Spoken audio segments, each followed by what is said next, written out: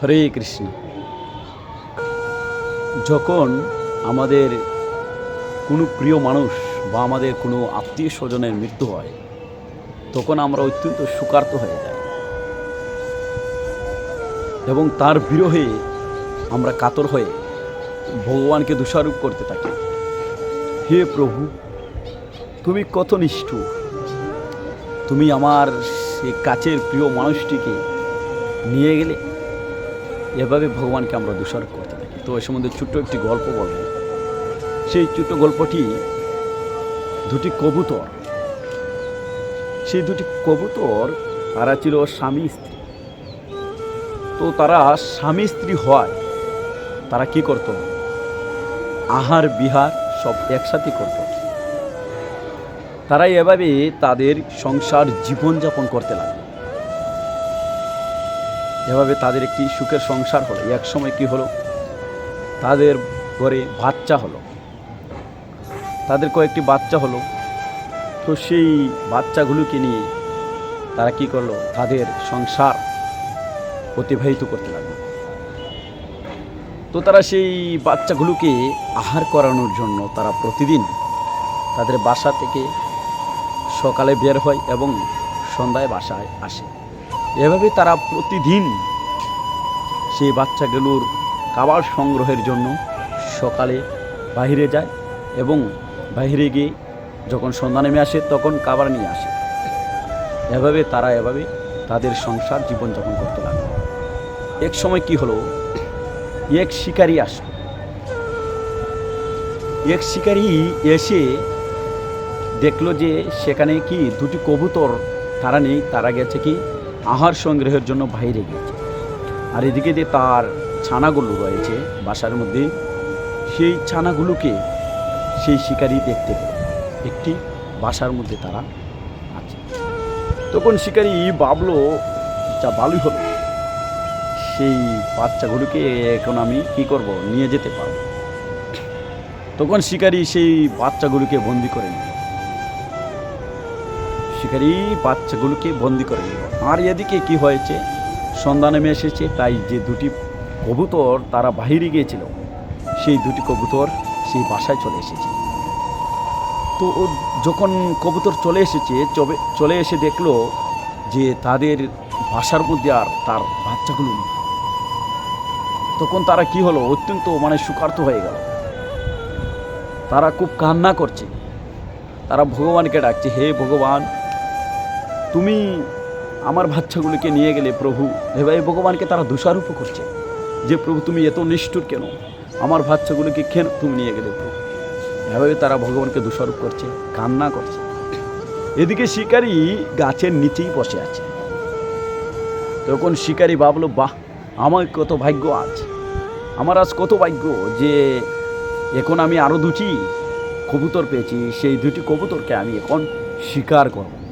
তাই শিকারী সেই কবুতরকে শিকার করার জন্য কি হলো, প্রস্তুত হলো।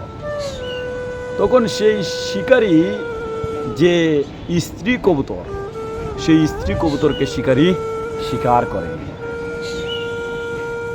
যখন স্ত্রী কবুতর মারা গেল, তখন যে পুরুষ কবুতর, সেই কবুতর হাহাকার করে কান্না করতে লাগে আর ভগবানকে সে বিভিন্নভাবে দোষারোপ করতে লাগে।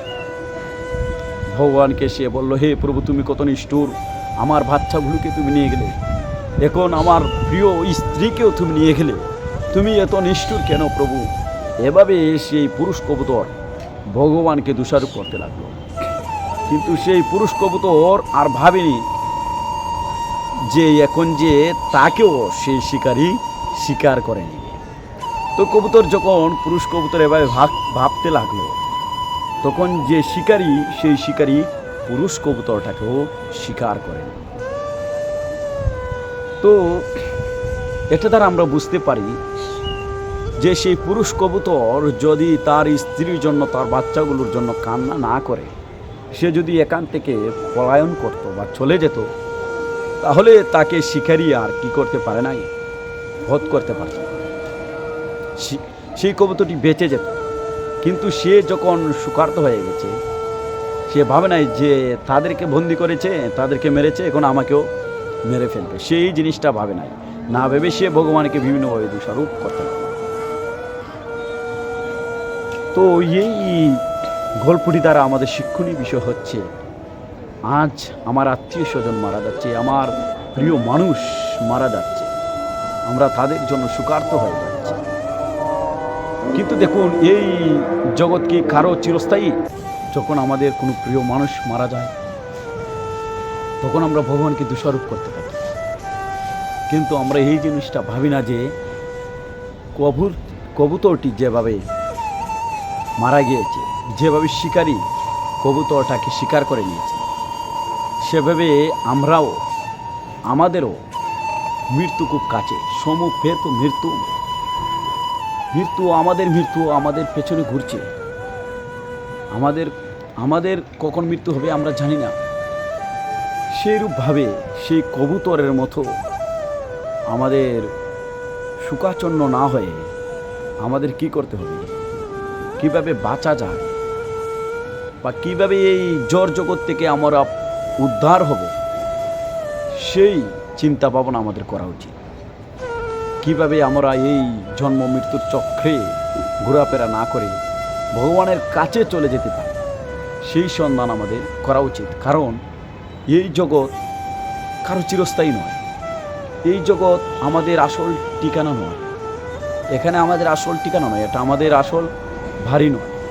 আমাদের আসল ভারী হচ্ছে ভগবানের ধাম, তোর ধাম পরমম মম।